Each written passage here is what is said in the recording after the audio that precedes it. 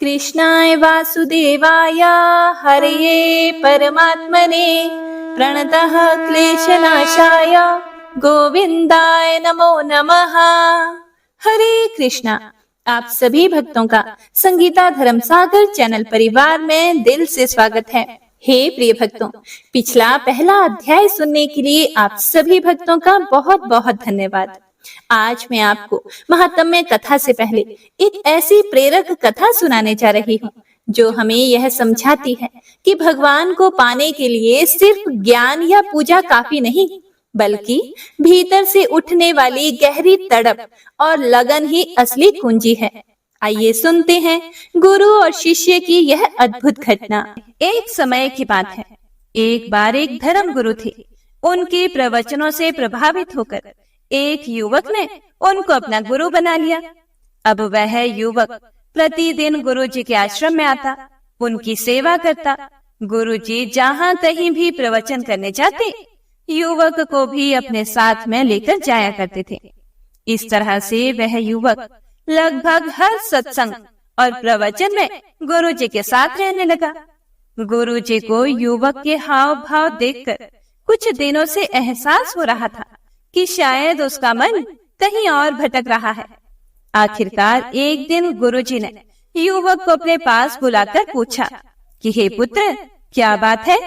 मैं देख रहा हूँ कि पिछले कुछ दिनों से तुम बहुत परेशान लग रहे हो। यह सुनकर युवक ने उत्तर दिया, हे गुरुजी, मैं पूरी श्रद्धा भाव से आपकी सेवा सत्कार कर रहा हूँ। आपके प्रवचन में बताई गई बातों को भी बड़े ध्यान से सुनता हूँ। लेकिन हे गुरुजी, मैं आपका शिष्य तो इसलिए बना था क्योंकि मैं यह भी जानना चाहता था कि क्या ईश्वर को प्राप्त करना संभव है। लेकिन इतने दिनों तक आपकी संगत में रहने पर भी मुझे अपने इस प्रश्न का उत्तर प्राप्त नहीं हो पाया, और इसी कारण मेरा मन हमेशा अशांत रहता है। अपने शिष्य की इस प्रकार की बात को सुनकर गुरुजी मंद मंद मुस्कुराने लगे। फिर उन्होंने कहा कि हे पुत्र, इतनी भी क्या जल्दी है? अभी कुछ दिन और ईश्वर के चरणों में बिताओ, फिर मैं तुम्हें ईश्वर प्राप्ति का मार्ग बताऊंगा। कुछ दिन और बीते तो फिर से शिष्य को गुरुजी ने अपने सामने पाया। गुरुजी ने पूछा कि हे पुत्र, क्या तुम सचमुच ईश्वर का साक्षात्कार करना चाहते हो? सच में तुम ईश्वर को पाना चाहते हो? तो वह युवक बहुत ही उत्साहित होकर अपने गुरु से कहने लगा, हाँ हाँ गुरुजी, मैं बिल्कुल भगवान को पाना चाहता हूँ। गुरुजी बोले कि ठीक है, आज मैं तुम्हें ईश्वर प्राप्ति का मार्ग बतलाता हूँ, चलो मेरे साथ। अब गुरुजी अपने शिष्य को लेकर नदी की ओर चल पड़े। नदी के किनारे पहुंचने पर गुरुजी ने अपने शिष्य की गर्दन पकड़कर उसका मुंह नदी में डुबो दिया। गुरुजी के इस तरह अचानक डुबोने से उनका शिष्य संभल नहीं पाया और पानी से बाहर आने को छटपटाने लगा। कुछ देर अपने शिष्य को ऐसे ही डुबोए रखने के बाद गुरुजी ने युवक को छोड़ दिया। युवक ने पानी से बाहर आते ही लंबी सांस ली, फिर गुरुजी की ओर देखकर कहने लगा, गुरुजी, यह आप क्या कर रहे थे? गुरुजी ने मुस्कुराकर पूछा कि हे पुत्र, जब तुम पानी में थे तो बताओ, तुम क्या सोच रहे थे? उस समय तुम्हारे मन को किसकी आस थी? युवक कहने लगा कि हे गुरुजी, उस समय तो बस एक कतरा सांस लेने के लिए ही मैं मरा जा रहा था। ऐसा लग रहा था कि बस किसी भी तरह से एक पल के लिए मैं हवा में सांस ले पाऊं। तब गुरुजी ने शिष्य को समझाया कि पुत्र, जितनी तड़प तुमने डूबते समय हवा की थी, उतनी ही आत्मा को भी तड़प होती है भगवान से मिलने की। तब आत्मा को परमात्मा के दिव्य दर्शन होते हैं। अगर इतनी ही तड़प मन में लगा ली जाए, ईश्वर से मिलने के लिए पहले अपनी आत्मा में वो भोग, वो तड़प पैदा करो, तभी ईश्वर को, भगवान को प्राप्त किया जा सकता है। हे प्रिय भक्तों, इसीलिए अगर आपके मन में भगवान के दर्शन की इच्छा है, भगवान को आप पाना चाहते हैं, तो अपने मन में हर समय भगवान का ध्यान करो। अपने मन में इतनी तड़प पैदा करो कि आखिरकार अपने मन के अंदर ही आपको भगवान के दिव्य रूप के दर्शन हो पाए। हे प्रिय भक्तों, इस कहानी से हमें यही सीख मिलती है कि जैसे डूबते समय इंसान को केवल और केवल सांस की चाह होती है, वैसे ही अगर हमारे हृदय में भगवान के लिए वैसी ही प्रबल तड़प और प्यास होगी तो निश्चित ही परमात्मा का साक्षात्कार होगा। इसीलिए जीवन में भगवान के प्रति निरंतर लालसा और भक्ति की ज्वाला जलती रहे, तभी ईश्वर की अनुकंपा बरसती है। जय श्री कृष्ण। हर हर महादेव। हे प्रिय भक्तों, तो आइए शुरू करते हैं आज की महत्तमय कथा, जिसमें आज हम सभी भक्त मिलकर भगवान श्री कृष्ण और अर्जुन के संवाद का पावन प्रसंग श्रवण करेंगे। यह प्रसंग हमें जीवन के कर्तव्यों, आत्मा की अमरता और धर्म के पालन का संदेश देता है। तो आइए विनम्र भाव से प्रभु का स्मरण करते हुए कथा का प्रारंभ करते हैं। संजय ने कहा, अर्जुन को दया से अभिभूत उसके मन में शोक छा गया। तब उसकी आंखों से आंसू भर आए। तब श्री कृष्ण ने ये शब्द कहे, हे अर्जुन, इस संकट की घड़ी में यह मोह तुम्हें कैसे जकड़ गया? यह किसी भी सम्माननीय व्यक्ति को शोभा नहीं देता। यह उच्च लोकों की ओर नहीं बल्कि अपमान की ओर ले जाता है। हे पार्थ, इस अपुरुषत्व के आगे झुकना तुम्हें शोभा नहीं देता। हे शत्रुओं को पराजित करने वाले, हृदय की ऐसे क्षुद्र दुर्बलता को त्याग कर उठो। फिर अर्जुन ने कहा कि हे मधुसूदन, मैं युद्ध में भीष्म और द्रोणाचार्य जैसे पुरुषों पर बाण कैसे चला सकता हूँ जो मेरे पूजनीय हैं? इन महानुभवों को जो मेरे गुरु हैं मारकर जीवन का आनंद लेने की अपेक्षा इस संसार में भीख मांग कर जीना बेहतर होगा। यदि हम उन्हें मार देंगे तो हमारे द्वारा भोगी गई संपत्ति और सुख सुविधाएं रक्त से सने होंगे। हम यह भी नहीं जानते कि इस युद्ध का कौन सा परिणाम हमारे लिए बेहतर है, उन पर विजय पाना या उनसे पराजित होना। उन्हें मार डालने के बाद भी हम जीना नहीं चाहेंगे। फिर भी वे धृतराष्ट्र के पुत्रों का पक्ष लेकर युद्ध भूमि में हमारे सामने खड़े हैं। हे कृष्ण, मैं अपने कर्तव्य के प्रति असमंजस में हूँ तथा चिंता और कायरता से घिरा हुआ हूँ। मैं आपका शिष्य हूँ तथा आपके प्रति समर्पित हूँ। कृपया मुझे निश्चित रूप से बताएं कि मेरे लिए क्या सर्वोत्तम है। मैं अपनी इंद्रियों को सुखा देने वाले इस दुख को दूर करने का कोई उपाय नहीं खोज पा रहा हूँ। चाहे मैं पृथ्वी पर एक समृद्ध और अद्वितीय राज्य जीत लूं या स्वर्ग के देवताओं के समान प्रभुता प्राप्त कर लूं, तो भी मैं इस दुख को दूर करने में असमर्थ हो जाऊंगा। संजय, जो महल से यह सब दृश्य देख रहे हैं, उन्होंने कहा कि शत्रुओं को दंडित करने वाले अर्जुन ने ऐसा कहकर श्री कृष्ण से कहा कि हे गोविंद, मैं युद्ध नहीं करूंगा। और ऐसा कहकर वे मौन हो गए। हे धृतराष्ट्र, उसके बाद दोनों सेनाओं के मध्य में श्री कृष्ण ने शोकग्रस्त अर्जुन से हंसते हुए ये शब्द कहे। श्री कृष्ण ने कहा कि तुम ज्ञान की बातें करते हुए भी उस बात के लिए शोक करते हो जो शोक करने योग्य नहीं है। बुद्धिमान व्यक्ति ना तो जीवितों के लिए शोक करता है और ना ही मृतकों के लिए। ऐसा कोई समय नहीं था जब मैं ना था, ना तुम थे, ना ये सभी राजा थे, और ना ही भविष्य में हम में से किसी का भी अस्तित्व समाप्त होगा। जैसे शरीरधारी आत्मा बचपन से युवावस्था और फिर वृद्धावस्था में निरंतर जाती रहती है, वैसे ही मृत्यु के समय आत्मा दूसरे शरीर में चली जाती है। बुद्धिमान लोग इससे भ्रमित नहीं होते। हे कुंती पुत्र, इंद्रियों और इंद्रिय विषयों के बीच संपर्क से सुख और दुख की क्षणिक अनुभूतियां उत्पन्न होती हैं।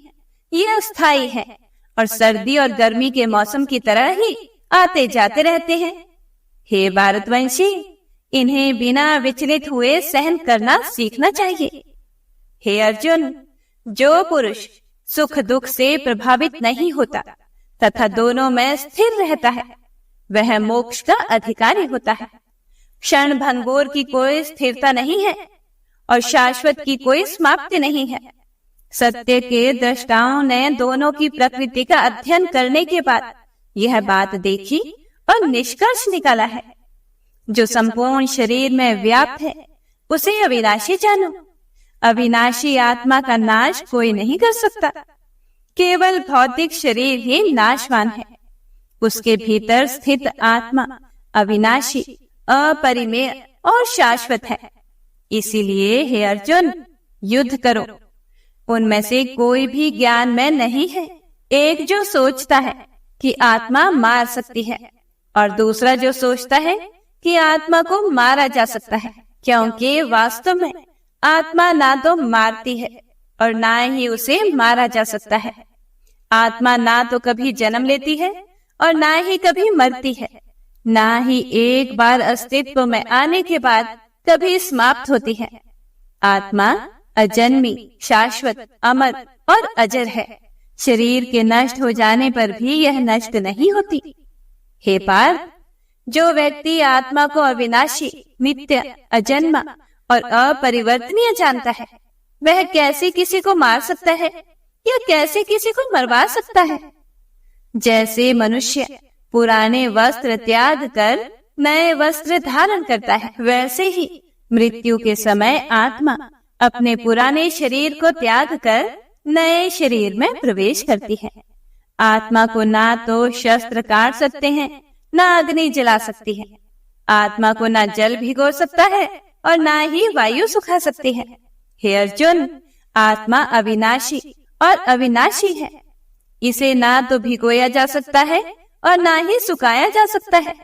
यह शाश्वत है, सभी स्थानों में व्याप्त है, अपरिवर्तनीय है और आदिम है। आत्मा को अदृश्य, अचिंत्य और अपरिवर्तनीय कहा गया है। ऐसा जानकर तुम्हें शरीर के लिए शोक नहीं करना चाहिए। हे महाबाहु अर्जुन, यदि तुम ऐसा सोचते हो कि आत्मा निरंतर जन्म मरण में रहती है, तब भी तुम्हें इस प्रकार शोक नहीं करना चाहिए।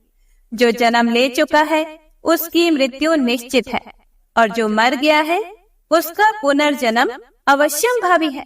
इसीलिए जो अवश्यम भावी है उस पर शोक नहीं करना चाहिए। हे अर्जुन, सभी प्राणी जन्म से पहले अव्यक्त हैं, जीवन में प्रकट हैं और मृत्यु पर फिर से अव्यक्त हैं, तो फिर शोक क्यों करें? कुछ लोग आत्मा को अद्भुत मानते हैं और कुछ लोग इसका वर्णन अद्भुत मानते हैं और कुछ लोग आत्मा के विषय में अद्भुत सुनते हैं, जबकि अन्य लोग सुनकर भी इसे समझ नहीं पाते। हे अर्जुन, इस शरीर में निवास करने वाली आत्मा अमर है, इसीलिए तुम्हें किसी के लिए भी शोक नहीं करना चाहिए। इसके अलावा एक योद्धा के रूप में अपने कर्तव्यों को समझते हुए तुम्हें विचलित नहीं होना चाहिए। वास्तव में एक योद्धा के लिए धर्म की रक्षा के लिए लड़ने से बेहतर कोई काम नहीं है।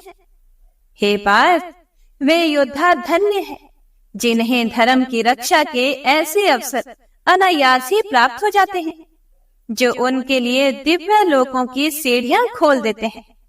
तथापि यदि आप अपने सामाजिक कर्तव्य और प्रतिष्ठा को त्याग कर इस धर्म युद्ध को लड़ने से इनकार करते हैं, तो आप निश्चित रूप से पाप के भागी बनेंगे। लोग तुम्हें कायर और भगोड़ा कहेंगे। एक इज्जतदार इंसान के लिए बदनामी मौत से भी बदतर है। जो महान सेनापति तुम्हारा बहुत सम्मान करते हैं, वे सोचेंगे कि तुम युद्ध भूमि से डरकर भाग गए हो और इस प्रकार वे तुम्हारे प्रति अपना सम्मान खो देंगे। तुम्हारे शत्रु तुम्हें बदनाम करेंगे और बुरे शब्दों से अपमानित करेंगे, तुम्हारी शक्ति का अपमान करेंगे। अफसोस, इससे ज्यादा दर्दनाक और क्या हो सकता है? यदि तुम युद्ध करोगे तो या तो तुम युद्ध भूमि में मारे जाओगे और स्वर्ग लोक जाओगे, या फिर विजय प्राप्त कर पृथ्वी पर राज्य भोगोगे। इसीलिए हे कुंती पुत्र, दृढ़ निश्चय के साथ उठो और युद्ध के लिए तैयार हो जाओ। सुख दुख, हानि लाभ, जय पराजय को समान मानकर कर्तव्य के लिए युद्ध करो। इस प्रकार अपना कर्तव्य निभाते हुए तुम्हें कभी पाप नहीं लगेगा। अब तक मैंने तुम्हें सांख्य योग या आत्मा के स्वरूप के बारे में विश्लेषणात्मक ज्ञान समझाया है। अब हे पार्थ, मैं बुद्धि योग बताता हूँ। जब तुम ऐसी समझ के साथ काम करोगे तो तुम कर्म के बंधन से मुक्त हो जाओगे। इस चेतना की स्थिति में काम करने से कोई हानि या प्रतिकूल परिणाम नहीं होता तथा थोड़ा सा प्रयास भी व्यक्ति को बड़े खतरे से बचा लेता है। हे कौरवों, इस मार्ग पर चलने वाले लोगों की बुद्धि दृढ़ होती है और उनका लक्ष्य एकाग्र होता है, किंतु जो लोग अनिश्चय में रहते हैं उनकी बुद्धि अनेक शाखाओं वाली होती है। हे अर्जुन, वेदों में प्रकृति के 3 गुणों का वर्णन है। तीनों गुणों के ऊपर उठकर शुद्ध आध्यात्मिक चेतना की शक्ति में पहुंचो। द्वैत से मुक्त होकर सत्य में स्थिर होकर भौतिक लाभ और सुरक्षा की चिंता किए बिना स्वयं में स्थित हो जाओ। तुम्हें अपने निर्धारित कर्तव्यों का पालन करने का अधिकार है, लेकिन तुम अपने कर्मों के फल के हकदार नहीं हो। अपने आप को कभी भी अपने कर्मों के परिणामों का कारण मत समझो, ना ही अकर्मण्यता में आसक्त रहो। हे अर्जुन, तुम सिद्धि और असिद्धि की आसक्ति को त्याग कर अपने कर्तव्य पालन में दृढ़ रहो। ऐसी समता को योग कहते हैं। हे अर्जुन, तुम दिव्य ज्ञान और अंतर्दृष्टि की शरण में जाओ और फल की इच्छा वाले कर्मों को त्याग दो, क्योंकि वे दिव्य ज्ञान में स्थित बुद्धि से किए गए कर्मों से हीन हैं। जो लोग अपने कर्मों का फल भोगना चाहते हैं वे कृपण हैं। हे अर्जुन, जब तुम्हारी बुद्धि वेदों के सकाम भागों से मोहित होना बंद कर देगी और दिव्य चेतना में स्थिर रहेगी, तब तुम पूर्ण योग की अवस्था को प्राप्त करोगे। यह सुनकर अर्जुन ने कहा कि हे केशव, जो व्यक्ति दिव्य चेतना में स्थित है उसका स्वभाव कैसा होता है? एक आत्मज्ञानी व्यक्ति कैसे बात करता है, वह कैसे बैठता है, वह कैसे जमता है?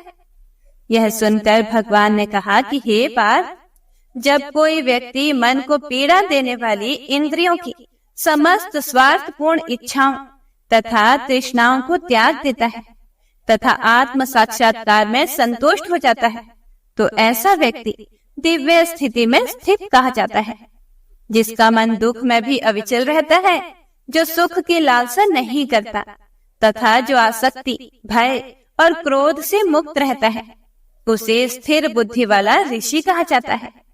जो सभी परिस्थितियों में अनासक्त रहता है तथा ना तो सौभाग्य से प्रसन्न होता है और ना ही क्लेश से निराश होता है, वह पूर्ण ज्ञान वाला मुनि है।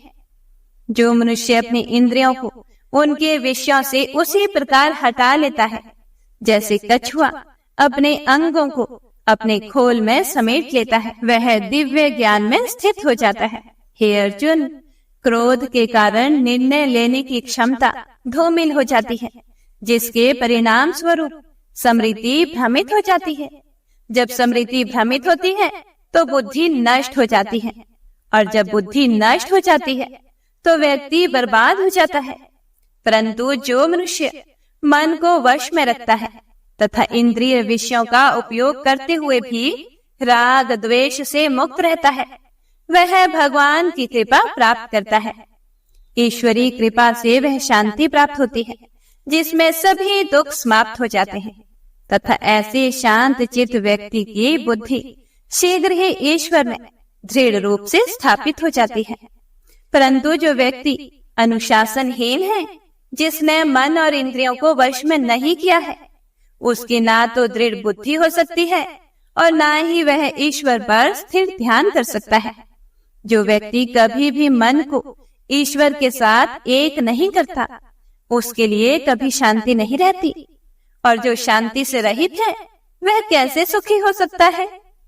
इसीलिए हे महाबाहु अर्जुन, जिसने इंद्रियों को उनके विषयों से रोक रखा है, वह दिव्य ज्ञान में दृढ़ता पूर्वक स्थित है।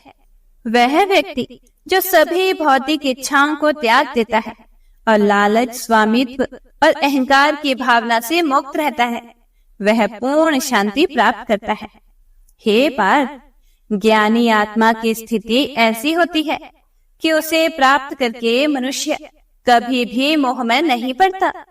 मृत्यु के समय भी इस चेतना में स्थित होकर मनुष्य जीवन मरण के चक्र से मुक्त हो जाता है और भगवान के परम धाम को प्राप्त होता है।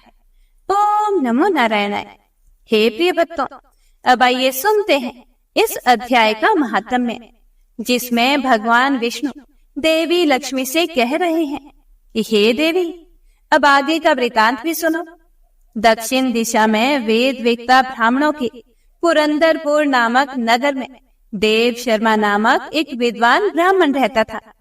वह अतिथियों की सेवा करने वाला, स्वाध्यायशील, वेद शास्त्रों का विशेषज्ञ, यज्ञों का अनुष्ठान करने वाला और तपस्वियों के सदा ही प्रिय था।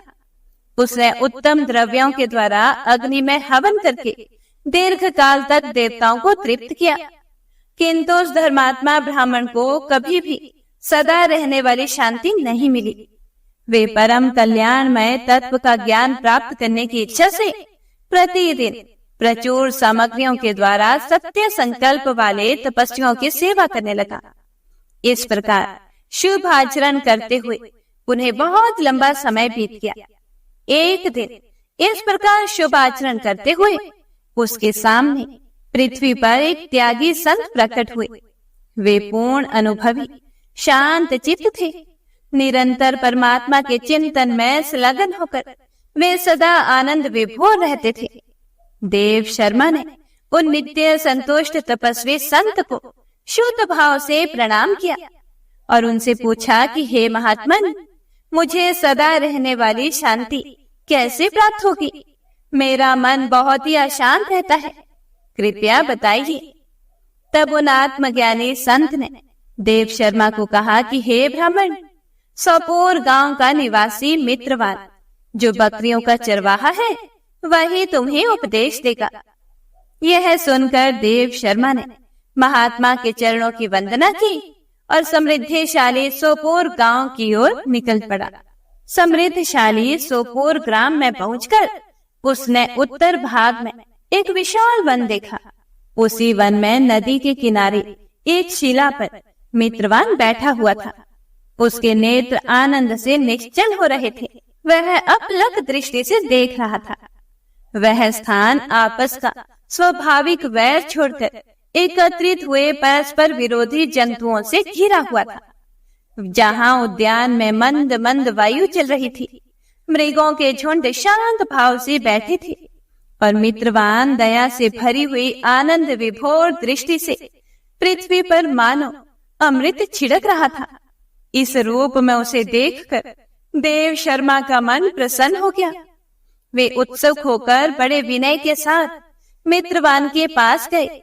मित्रवान ने भी अपने मस्तक को झुकाकर देव शर्मा का सत्कार किया। उसके बाद विद्वान ब्राह्मण देव शर्मा अनन्य चित्त से मित्रवान के समीप गए और जब उसके ध्यान का समय समाप्त हो गया, तब देव शर्मा ने अपने मन की बात मित्रवान से पूछी कि हे महाभाग, मैं आत्मा का ज्ञान प्राप्त करना चाहता हूँ। मेरे इस मनोरम की पूर्ति के लिए मुझे किसी ऐसे उपाय का उपदेश कीजिए जिसके द्वारा परम सिद्धि की प्राप्ति हो सके। देव शर्मा की बात सुनकर एक क्षण तक कुछ विचार करने के बाद मित्रवान ने कहा, हे महानुभाव, एक समय की बात है, मैं वन के भीतर बकरियों की रक्षा कर रहा था और इतने में ही एक भयंकर बाघ पर मेरी दृष्टि पड़ी, जो मानो सबको खा लेना चाहता था। मैं मृत्यु से डरता था, इसीलिए बाघ को आते देखकर बकरियों के झुंड को आगे करके वहां से भाग चला। किंतु एक बकरी तुरंत ही सारा भय छोड़कर नदी के किनारे उस बाघ के पास बेरोक टोक चली गई। तभी वहां एक आश्चर्यजनक घटना घटी। वह बाघ भी द्वेष छोड़कर चुपचाप वहीं खड़ा हो गया। उसने बकरी को खाया नहीं। बाघ को इस अवस्था में देखकर बकरी बोली, हे बाघ, तुम्हें तो तुम्हारा मनपसंद भोजन प्राप्त हुआ है। मेरे शरीर से मांस निकालकर प्रेम पूर्वक खाओ ना। तुम इतनी देर से खड़े क्यों हो? तुम्हारे मन में मुझे खाने का विचार क्यों नहीं हो रहा? बकरे की बात सुनकर बाघ बोला, इस स्थान पर आते ही मेरे मन से द्वेष का भाव निकल गया, भूख प्यास भी मिट गई, इसीलिए पास आने पर भी अब मैं तुझे खाना नहीं चाहता। तब बकरी बोली, ना जाने मैं कैसे निर्भय हो गई हूँ, इसमें क्या कारण हो सकता है? यदि तुम जानते हो तो बताओ तो सही। यह सुनकर बाघ ने कहा, ये तो मैं नहीं जानता, कि चलो सामने खड़े हुए इन महान पुरुष से पूछते हैं। ऐसा निश्चय करके वो दोनों बकरी और बाघ वहां से चल दिए। आगे मित्रवान देव शर्मा से बोला कि उन दोनों के स्वभाव में यह विचित्र परिवर्तन देखकर मैं बहुत विस्मय में पड़ गया, क्योंकि बाघ तो बकरी को खा जाता है और ऐसे में वह दोनों एक साथ इधर आ रहे थे। इतने में उन्होंने मेरे पास आकर मुझसे ही प्रश्न कर लिया। वहां वृक्ष की शाखा पर एक वानर राज था। उन दोनों के साथ मैंने भी वानर राज से पूछा कि हे विप्रवर, यह बाघ बकरी को क्यों नहीं खाना चाहता और बकरी भी इससे निर्भय है, इसका क्या कारण है? मेरे पूछने पर वानर राज ने बड़े आदर से कहा, हे श्रीमान, सुनो, इस विषय में मैं तुम्हें एक प्राचीन कथा सुनाता हूँ। यह सामने वन के भीतर जो बहुत बड़ा मंदिर है, उसकी ओर देखो। उसमें ब्रह्मा जी का स्थापित किया हुआ एक शिवलिंग है। पूर्व काल में यहाँ सुकर्मा नामक एक बुद्धिमान ब्राह्मण महात्मा रहते थे, जो तपस्या में लीन होकर इस मंदिर में पूजा अर्चना करते थे। वे वन में से फूलों का संग्रह कर लाते और नदी के जल से पूजनीय भगवान शंकर को स्नान कराकर उन्हीं से उनकी पूजा किया करते थे। इस प्रकार आराधना का कार्य करते हुए सुकर्मा यहाँ निवास करते थे। बहुत समय के बाद उनके पास किसी अतिथि महात्मा का आगमन हुआ। सुकर्मा ने भोजन के लिए फल लाकर अतिथि महात्मा को अर्पण करने के बाद सुकर्मा ने कहा कि हे महात्मन, मैं केवल तत्व ज्ञान की इच्छा से भगवान शंकर की आराधना करता हूँ। आज इस आराधना का फल परिपक्व होकर मुझे मिल गया, क्योंकि इस समय आप जैसे महापुरुष ने मुझ पर अनुग्रह किया है। सुकर्मा के ऐसे मधुर वचन सुनकर तपस्या के धनी महात्मा अतिथि को बड़ी प्रसन्नता हुई। उन्होंने एक शिलाखंड पर भगवत गीता का दूसरा अध्याय लिख दिया और सुकर्मा को उसके पाठ और अभ्यास के लिए आज्ञा देते हुए कहा, हे ब्राह्मण, इससे तुम्हारा आत्मज्ञान संबंधी मनोरथ अपने आप सफल हो जाएगा। यह कहकर वे बुद्धिमान तपस्वी महात्मा सुकर्मा के सामने ही उनके देखते ही देखते अंतर ध्यान हो गए। सुकर्मा विस्मित होकर उनके आदेश के अनुसार निरंतर भगवत गीता के द्वितीय अध्याय का अभ्यास करने लगे। उसके बाद बहुत ही लंबे समय के बाद अंतःकरण शुद्ध होकर उन्हें आत्मज्ञान की प्राप्ति हुई। फिर तो वे जहाँ जहाँ गए वहाँ वहाँ का तपोवन शांत होता चला गया। उनमें सर्दी, गर्मी और राग द्वेष आदि की बाधाएं दूर हो गई। और इतना ही नहीं, उन स्थानों में भूख प्यास का कष्ट भी जाता रहा तथा भय का सर्वथा अभाव हो गया। यह सब द्वितीय अध्याय का जप करने वाले सुकर्मा ब्राह्मण की तपस्या का ही प्रभाव को समझो। मित्रवान देव शर्मा से बोला कि वानर राज के इस प्रकार बताने पर मैं प्रसन्नता पूर्वक बकरी और बाघ के साथ उस मंदिर की ओर गया। वहां जाकर शिलाखंड पर लिखे हुए गीता के द्वितीय अध्याय को मैंने देखा और पढ़ा। उसी का अध्ययन करने से मैंने तपस्या का पार पा लिया है। इसीलिए हे भद्र पुरुष, तुम भी सदा द्वितीय अध्याय का ही अध्ययन किया करो। ऐसा करने पर मुक्ति तुमसे दूर नहीं रहेगी। भगवान श्री विष्णु कहते हैं कि हे प्रिय, मित्रवान के इस प्रकार आदेश देने पर देव शर्मा ने उसका पूजन किया और उसे प्रणाम करके पुरंदरपुर की राह ली। वहां किसी देवालय में पूर्वोक्त आत्मज्ञानी महात्मा को पाकर उन्होंने यह सारा वृतांत उन्हें सुना दिया और सबसे पहले उन्हीं से द्वितीय अध्याय को पढ़ा। उनसे उपदेश पाकर शुद्ध अंतःकरण वाले देव शर्मा प्रतिदिन बड़ी श्रद्धा के साथ द्वितीय अध्याय का अध्ययन करके ब्रह्म ज्ञान में लीन होकर परम पद प्राप्त हुआ। हे लक्ष्मी, यह द्वितीय अध्याय का उपाख्यान कहा गया। अब अगले वृतांत में मैं आपसे तृतीय अध्याय का महत्व बतलाऊंगा। हे प्रिय भक्तों, जब बात माता लक्ष्मी जी के बारे में हो रही है तो आइए अब आपको माता लक्ष्मी से जुड़ी ही एक बहुत ही पावन कहानी सुनाते हैं। एक बार की बात है, राजा बलि समय बिताने के लिए एकांत स्थान पर गधे के रूप में छुपे हुए थे। देवराज इंद्र उनसे मिलने के लिए उन्हें ढूंढ रहे थे। एक दिन देवराज ने उन्हें खोज निकाला और उनसे छुपने का कारण जानकर उन्हें काल का महत्व बताया और साथ ही साथ उन्हें तत्व ज्ञान का बोध भी कराया।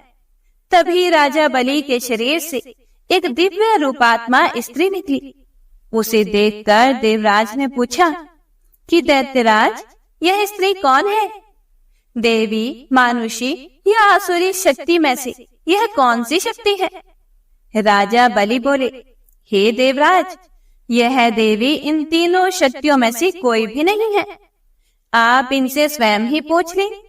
देवराज इंद्र के पूछने पर वे शक्ति बोली, हे देवेंद्र, मुझे ना तो दैत्य राज बलि जानते हैं और ना ही तुम या फिर कोई और अन्य देवगण। पृथ्वी लोक पर लोग मुझे अनेक नामों से पुकारते हैं, जैसे श्री लक्ष्मी आदि। इंद्र बोले कि हे देवी, आप इतने समय से राजा बलि के पास हैं, लेकिन ऐसा क्या कारण है कि आप आज इन्हें छोड़कर मेरी ओर आ रही हैं? लक्ष्मी जी बोली कि हे देवेंद्र, मुझे मेरे स्थान से कोई भी हटा या डिगा नहीं सकता।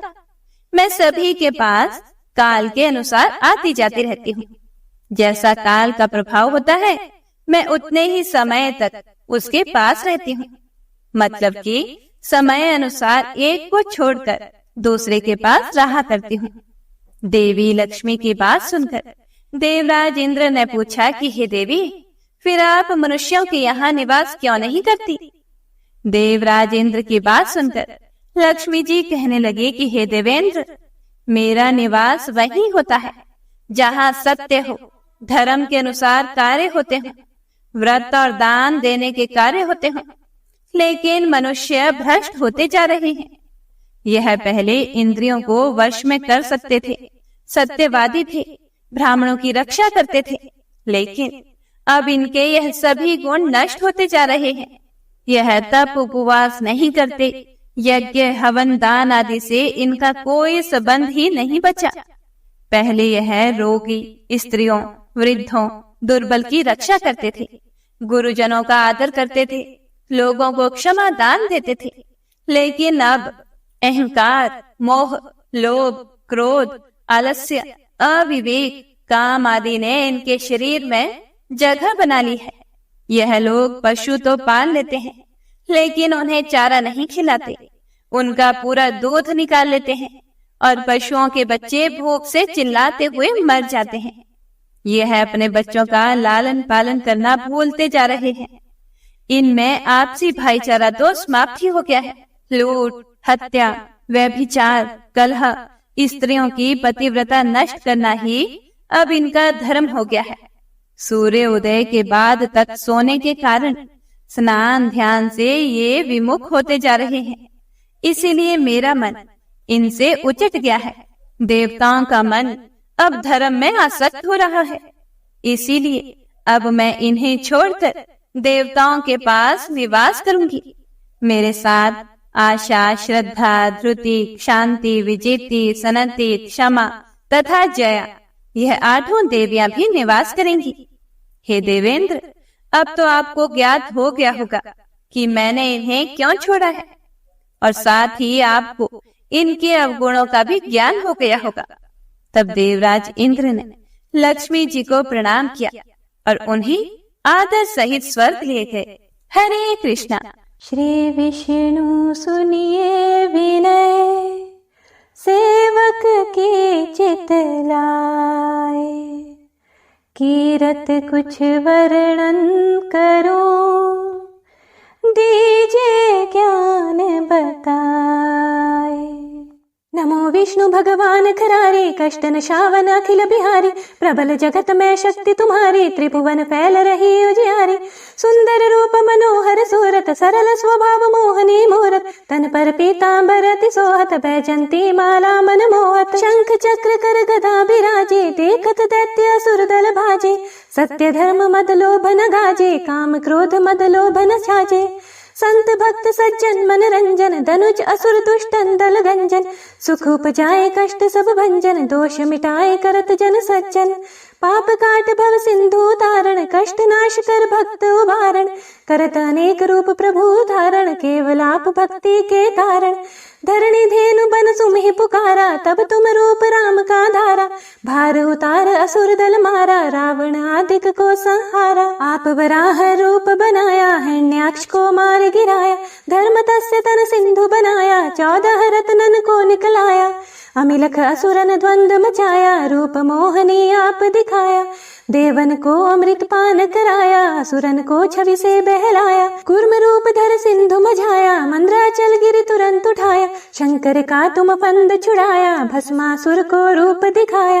वेदन को जब असुर डुबाया, कर प्रबंध उन्हें ढूंढवाया। मोहित बनकर खल ही नचाया, उसी ही कर से भस्म कराया।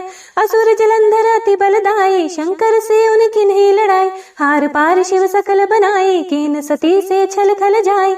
सुमिरन कीन तुम्हें शिवरानी, बतलाई सब विपत कहानी। तब तुम बने मुनीश्वर ज्ञानी, वृंदा की सब सुरति भुलानी। देखत 3 धनुष शैतानी, वृंदा आए तुम्हें लपटानी। हो स्पर्श धर्म क्षति मानी, हनासुर उर शिव शैतानी। तुमने ध्रुव प्रहलाद उबारे, हिरण्याकुशादिक खल मारे। गणिका और अजामिल तारे, बहुत भक्त भव सिंधु तारे। हरहु सकल संताप हमारे, कृपा करहूँ हरि सिरजनहारे। देखूँ मैं निज दर्श तुम्हारे, दीन बंधु भक्तन हितकारे। चाहता आपका सेवक दर्शन, करहूँ दया अपनी मधुसूदन। जानो नहीं योग्य जप पूजन, होए यज्ञ स्तुति अनुमोदन। शील दया संतोष सुलक्षण, विदित नहीं व्रत बोध विलक्षण। करहूँ आपका किस विधि पूजन, कुमति विलोक होत दुख भीषण। करहूँ प्रणाम कौन विधि सुमिरन, कौन भांति मैं करहूँ समरण। सुर मुनि करत सदा सेवकाई, हर्षित रहत परम गति पाए। दीन दुखीन पर सदा सहाय, निज जन जान लेवा बनाई। पाप दोष संताप नशाओ, भव बंधन से मुक्त कराओ। सुख संपत्ति दे सुख उपजाओ, निज चरणन का दास बनाओ। निगम सदा ये विनय सुनावे, पढ़े सुने सो जन सुख पावे। इति श्री विष्णु चालीसा संपूर्ण। प्रेम से बोलिए विष्णु भगवान की जय, माता लक्ष्मी की जय।